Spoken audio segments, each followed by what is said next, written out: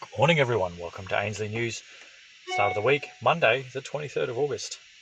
Today, we're talking Australia's slippery slope to negative rates and quantitative easing.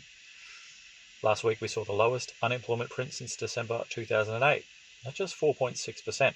However, it only snicked the beginning of the full New South Wales lockdowns and some of the Victorian. And so, any view that somehow everything is awesome now needs some newer context. This from Indeed. Sarah Hunter from BIS Oxford Economics said the July figures were a portent of a big rise in unemployment to come in the next month's data, especially in Sydney. In a sign of what's to come in the August data, employment in New South Wales fell by 36,000. The underemployment rate spiked to 9.3%, and the participation rate also fell 1% to 64.9, she observed. The structure of the COVID disaster payments means that all of these trends will be even more pronounced in the August data.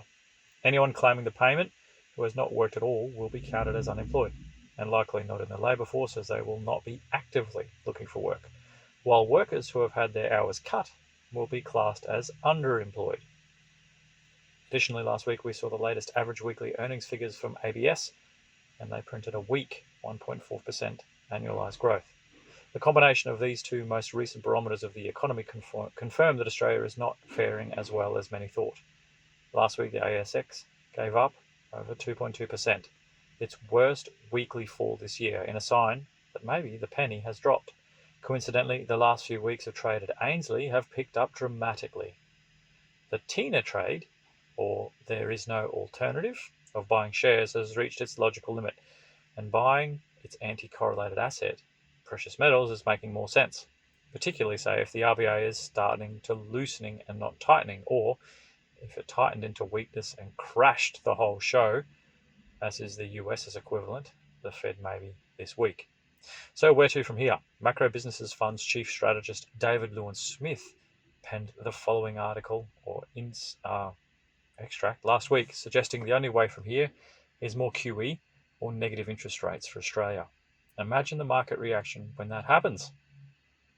The RBA will need to go negative.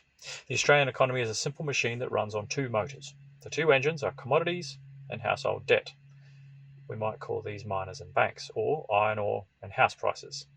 The machine is fueled by commodity income derived offshore. This is then leveraged up into global markets via bank borrowing. The debt is channeled into rising house prices that drive consumption. At least that's how it used to work. Since the pandemic began, the machine itself instead leveraged commodity income via bank borrowing from the Reserve Bank of Australia. Like a twin-engine aircraft, the Australian economy can soar when both of its engines roar in unison. The last year is an example. It can also hold its attitude on only one engine, like the post-GFC period when mining boomed and house prices fell, or the reverse during the mining bust of 2015 when house prices launched. But when both engines fail, a crash is imminent. This is where the Australian economy finds itself today. The first jet to flame out is households. Delta lockdowns have hammered confidence and spending. Business is slowing fast, and future investment plans are being shelved. This is a chart here showing business conditions all the way back to 2012,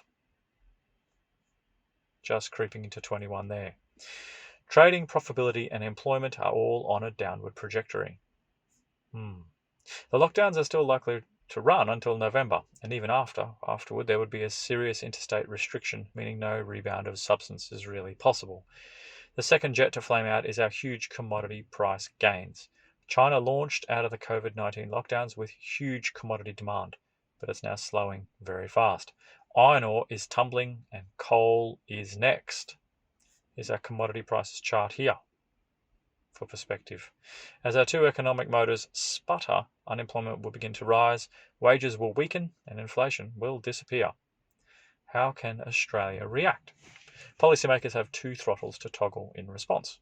First, governments can spend more, and they will. But unlike in 2020-21, as mining profits bust, not boom this time, the tax take will get smashed. So they want to be more conservative.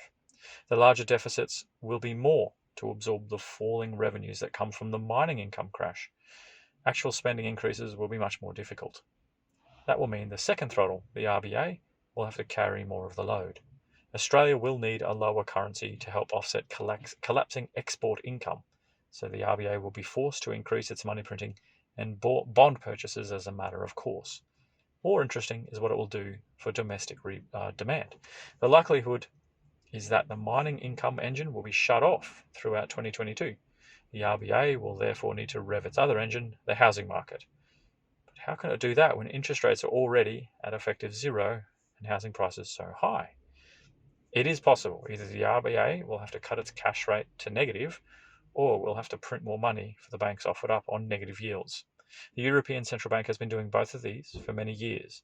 The European cash rate is negative 0.5%, and it provides money to banks to lend for as low as 1%, or negative 1% in some cases. The RBA says it will never do these things, but it always says that. When the master goes off in its economic cockpit and the ominous voice declares, "Pull up terrain," it will have no choice but to commit to one of these offerings. Well, that is news for today. Thanks for joining us. Let's have a cracking week, everybody. Remember ainsleyBullion.com.au for all things physical, ainsleywealth.com.au for all things cryptocurrency, and goldsilverstandard.com for our own crypto built and backed by real gold and silver. Enjoy your Monday, everyone. We'll catch you tomorrow for more news.